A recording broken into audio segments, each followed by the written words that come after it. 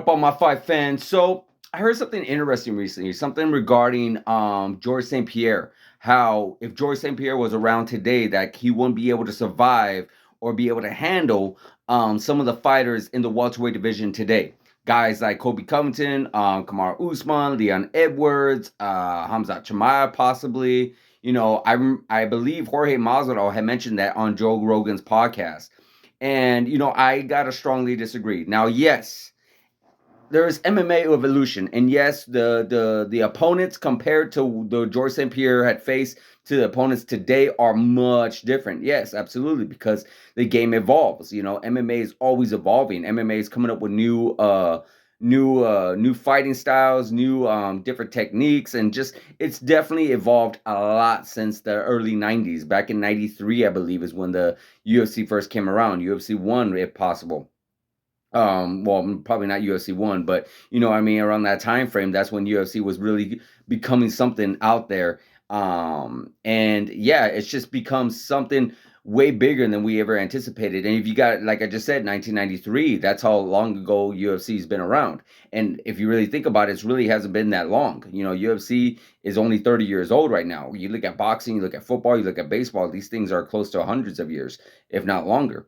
In some of that aspect. But MMA has actually been around in general. Like I'm sure jiu-jitsu, wrestling, and boxing and kickboxing have been around for a very long time, but just never combined into one like it is today.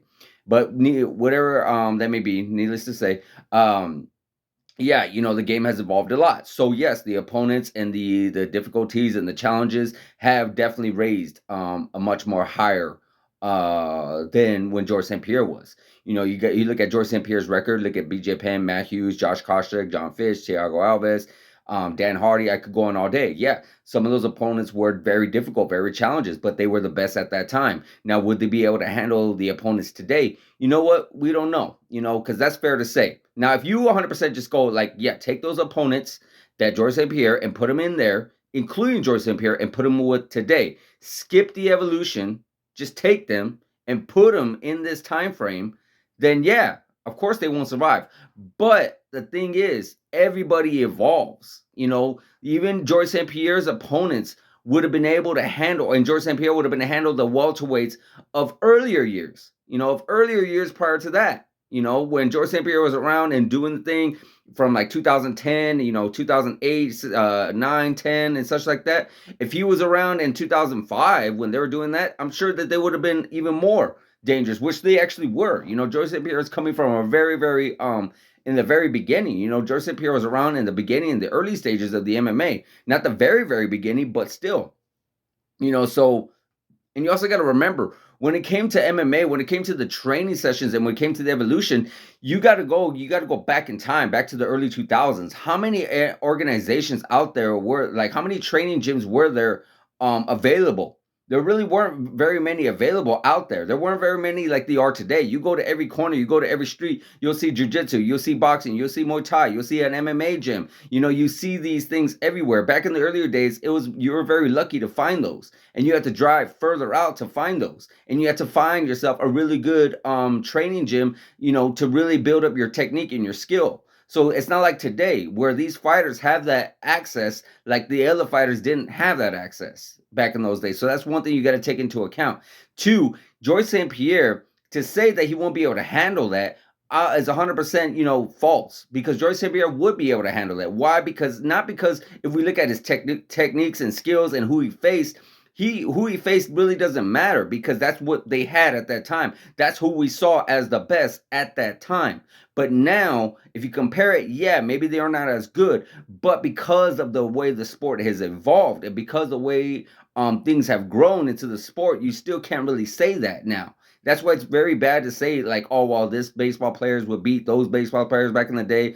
These basketball players will be, yeah, because the game changes over and over and over again, and the game evolves over and over and over again. Those guys beat the best when they were at their best at that time, because it was the best time at that when they were doing it.